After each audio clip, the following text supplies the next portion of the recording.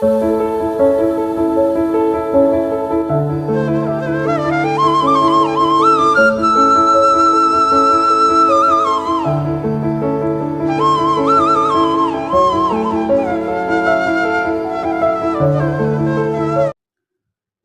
Vijay's English ಚಾನಲ್ಗೆ ಮತ್ತೊಮ್ಮೆ ನಿಮಗೆ ಹಾರ್ದಿಕ ಸ್ವಾಗತ.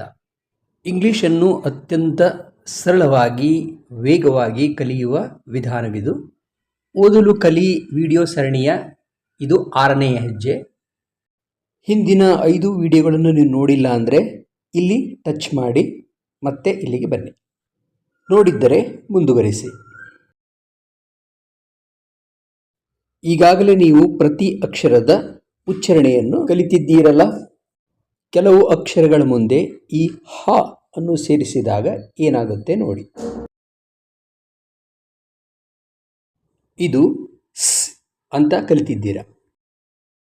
ಇದು ಶ್ ಶ್ ಆಗುತ್ತೆ. ಇದು ಬ, ಇದು ಭ ಭ. ಇದು ಡ ಅಂತ ನಿಮಗೆ ಗೊತ್ತು, ಆದರೆ ಇದಕ್ಕೆ ಇನ್ನೊಂದು ಉಚ್ಚಾರಣೆ ಇದೆ, ದ ದ ಅಂತ.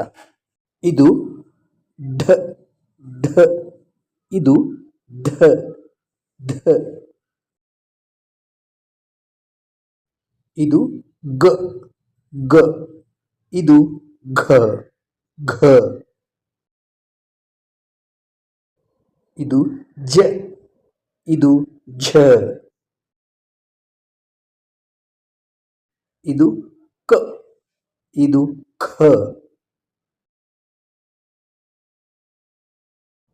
ಇದು ಪ, ಇದು ಫ ಫ.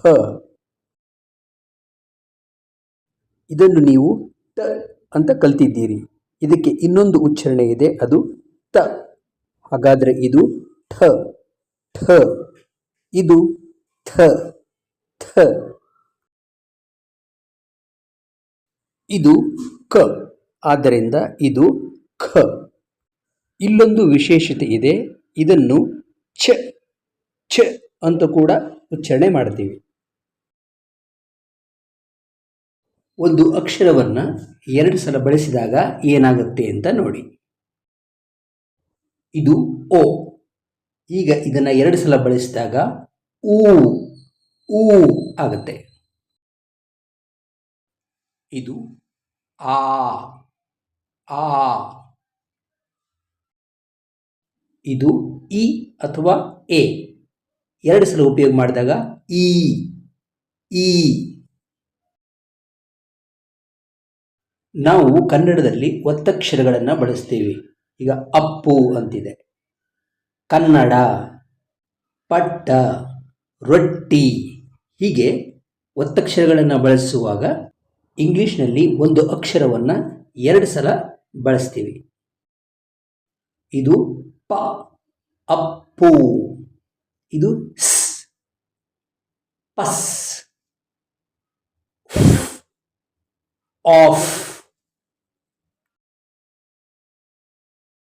ನೋಡಿ, ಈಗ ನಾವು ಬಳ್ಳಾರಿ ಅಂತ ಬರಿಬೇಕಾದ್ರೆ ಳಾಕ ಳಾ ಒತ್ತನ್ನು ಕೊಡ್ತೀವಲ್ಲ, ಅಲ್ಲಿ 2 ಎಲ್ಗಳನ್ನು ಉಪಯೋಗ ಮಾಡ್ತೀವಿ. ಬಳ್ಳಾರಿ.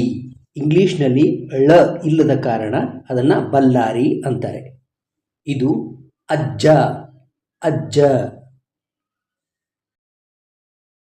ಕನ್ನಡ ಅಂತ ಬರಿಬೇಕಂದ್ರೆ ಕ ಕನ್ನ ಡ ಕನ್ನಡ. ಕೊಪ್ಪಳ ಹೇಗೆ ಬರಿತೀರಿ? ಕೊ ಪ ಳ.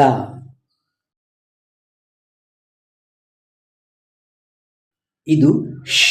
ಈಗ ಶಿ, ವಾ ಶಿವ, ಶ ನಿ ಶನಿ, ಶೋ ಭಾ Shobha.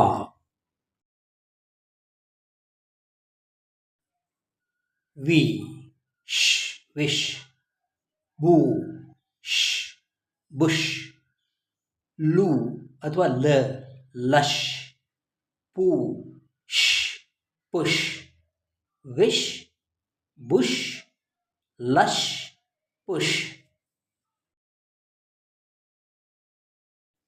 V th with, bo, th, both, tooth, tooth, booth, booth, with, both, tooth, booth.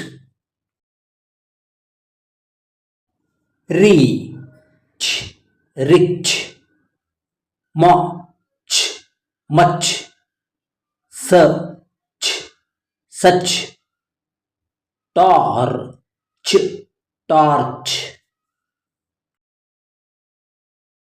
ಈ ಚಾನಲ್ ನಿಮಗೆ ತುಂಬ ಉಪಕಾರಿಯಾಗುವುದರಲ್ಲಿ ಯಾವ ಸಂದೇಹವೂ ಇಲ್ಲ. ಅದಕ್ಕೆ ಇದನ್ನು ಸಬ್ಸ್ಕ್ರೈಬ್ ಮಾಡಿಕೊಳ್ಳಿ. ವಿಡಿಯೋ ಯೂಸ್ಫುಲ್ ಅಂದರೆ ಉಪಯುಕ್ತ ಅಂತ ನಿಮಗೆ ಅನಿಸಿದರೆ ವಿಡಿಯೋನ ಲೈಕ್ ಮಾಡಿ. Thank you.